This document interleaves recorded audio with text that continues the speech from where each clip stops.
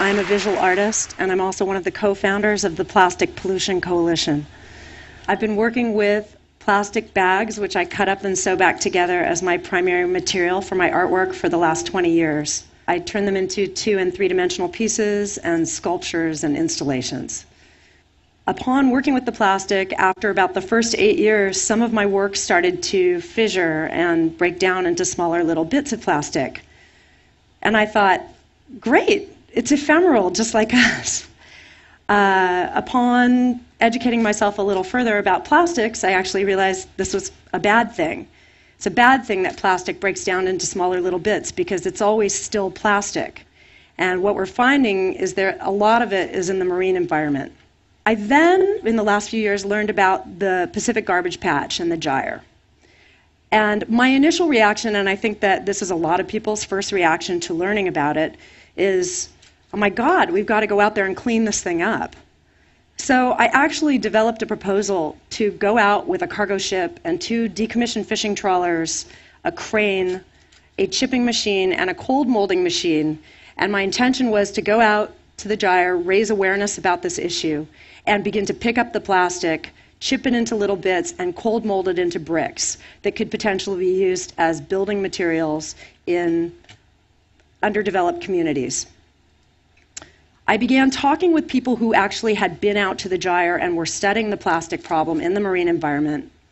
And upon doing so, I realized actually that cleaning it up would be a very small drop in the bucket relative to how much is being generated every day around the world. And that actually I needed to back up and look at the bigger picture. And the bigger picture is we need to find a way to turn off the faucet. We need to cut the spigot of single-use and disposable plastics, which are entering the marine environment every day on a global scale. So in looking at that, I also realized that I was really angry. I wasn't just concerned about plastic that you're trying to imagine out in the middle of the Pacific Ocean, of which I've learned there are now 11 gyres potentially of plastic in 5 major oceans in the world. It's not just that gyre of plastic that I'm concerned about, it's the gyre of plastic in the supermarket. I go to the supermarket and all of my food is packaged in plastic. All of my beverages are packaged in plastic, even at the health food market. I'm also concerned about the plastic in the refrigerator. And I'm concerned about the plastic and the toxins that leach from plastic into us and into our bodies. So I came together with a group of other people who were all looking at this issue, and we created the Plastic Pollution Coalition. We have many initiatives that we're working on, but some of them are very basic.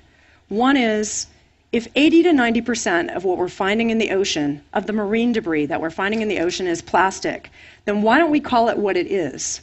It's plastic pollution. Recycling. Everybody kind of ends their books about being sustainable and greening with the idea of recycling. You put something in a bin and you don't have to think about it again. What is the reality of that? In the United States, less than 7% of our plastics are recycled. And if you really look into it, particularly when it comes to plastic bottles, most of it is only downcycled or incinerated or shipped to China. It is downcycled and turned into lesser things.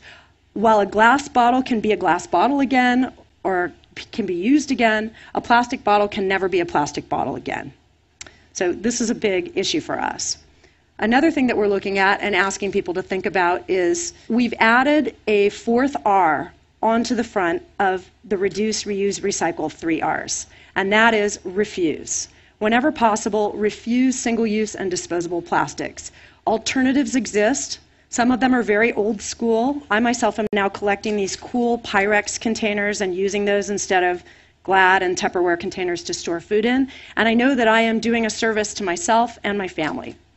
It's very easy to pick up a stainless steel bottle or a glass bottle if you're traveling and you've forgotten to bring your stainless steel bottle and fill that up with water or filtered water versus purchasing plastic bottled water. I guess what I want to say to everybody here, and I know that you guys know a lot about this issue, is that this is a huge problem in the oceans, but this is a problem that we've created as consumers and we can solve. We can solve this by raising awareness of the issue and teaching people to choose alternatives. So whenever possible, to choose alternatives to single-use plastics. We can cut the stem, tide the stem of this into our oceans, and in doing so, save our oceans, save our planet, save ourselves. Thank you.